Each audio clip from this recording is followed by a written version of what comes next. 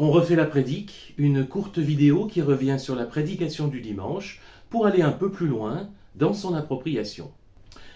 Les protestants en général ne pratiquent pas trop le carême, mais l'idée d'avoir un temps spécifique pour se préparer à Pâques, comment ne pas être d'accord?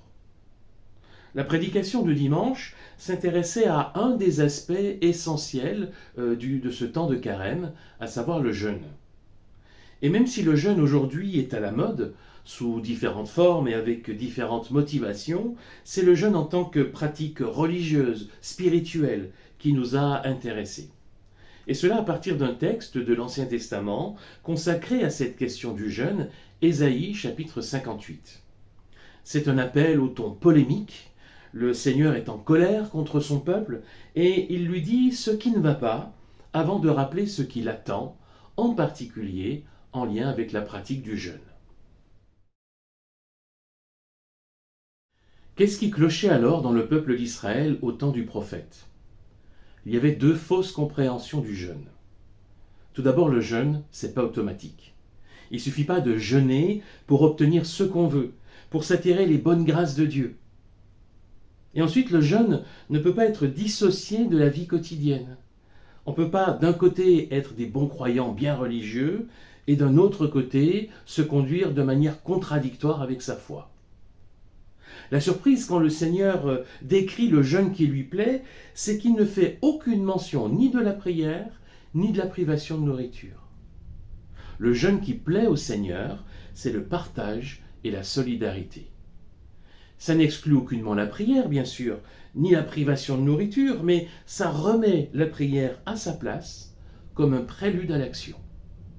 Le jeûne qui plaît à Dieu, c'est celui qui nous décentre de nous-mêmes pour nous centrer sur Dieu et nous ouvrir à notre prochain.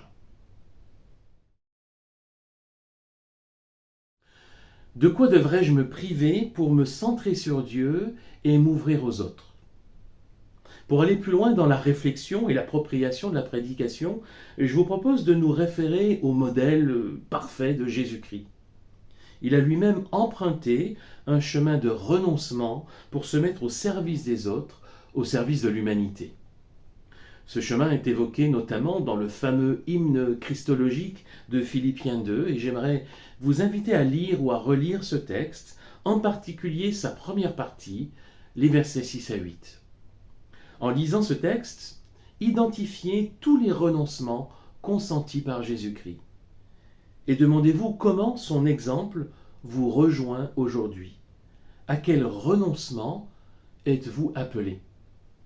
Vous pouvez faire cet exercice maintenant en mettant la vidéo en pause ou le faire un peu plus tard si vous le préférez. Bien sûr, le chemin emprunté par Jésus-Christ est unique. Il n'est pas à refaire parce qu'il l'a accompli pour nous. Mais il est aussi l'exemple suprême qui nous inspire. D'ailleurs, en introduction à cet hymne de Philippiens 2, l'apôtre Paul nous invite à avoir en nous ou entre nous les dispositions qui sont en Jésus-Christ. Par son incarnation, le Fils de Dieu est devenu homme, il a renoncé à sa gloire pour devenir serviteur. À mon échelle, quel chemin de renoncement suis-je appelé à emprunter?